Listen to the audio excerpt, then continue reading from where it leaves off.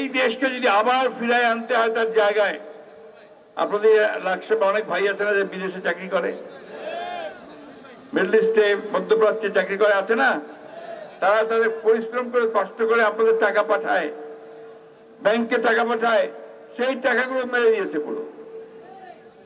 এখন এই যদি চলতে থাকে এটা আমরা কোনোদিন মেনে নিতে পারি না। সেই কারণেই আওয়ামী লীগকে দেশের মানুষ তাকে তাড়া করে বের করে দিয়েছে। এখন আমরা যারা আমাদের নিজেদের মধ্যে সে ঐক্যটা রাখি, একটা নির্বাচনের মধ্য দিয়ে আমরা একটা সরকার গঠন করব, পার্লামেন্ট গঠন করব, দেশটাকে সুন্দর করে গড়ে তুলবার চেষ্টা করব। আর আমার একটা অনুরোধ আছে আপনাদের কাছে যে আমরা অযথা নিজেদের মধ্যে তর্ক বিতর্ক, নিজেদের মধ্যে বিভেদ সৃষ্টি করব না, আমরা ঐক্যবদ্ধ থাকবো।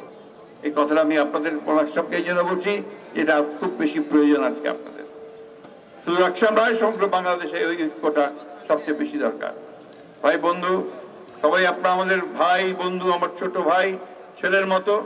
আমি শুধু একটা কথা আপনাদেরকে শেষ করতে বলতে চাই, অনেক ত্যাগের বিনিময়ে আমরা এই হাসিনাকে সরাতে পেরেছি, তাই না? অনেক ত্যাগের বিনিময়ে আমরা একটা সম্ভাবনা, নতুন একটা সুযোগ আসছে আমাদের সামনে। আসুন আমরা সবাই ঐক্যবদ্ধ হয়ে, সমস্ত রাজনৈতিক দল, সমস্ত ব্যক্তি, সবাই সংগঠন যে যেখানে আছি, আমরা সেখানে এক হয়ে কাজ করি, একভাবে যাওয়ার চেষ্টা করি। অযথা দেশকে বিভ্রান্ত করবার চেষ্টা করবেন না। একটা কথা বলে শেষ করব, 1971 সালে আমরা যুদ্ধ করেছিলাম, স্বাধীনতার যুদ্ধ। সেদিন আমরা রক্ত দিয়েছিলাম, লক্ষ লক্ষ মানুষ প্রাণ দিয়েছিল, আমাদের মা বড় ইজ্জত দিয়েছিল একটা স্বাধীন দেশ গড়ার জন্য। ওই 71কে কটাক্ষ করে কেউ কোনো কথা বলবেন না, এদেশের মানুষ কোনোদিন এটা মেনে নেবে না। যেমন 24কে কটাক্ষ করলে কেউ কথা বললে মানুষ মেনে নেবে না, তেমনি 71কে কথা করলেও মানুষ কেউ মেনে নেবে না।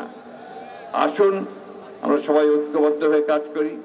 আপনাদের লাকসামে এসে আমি অত্যন্ত আনন্দিত হয়েছি।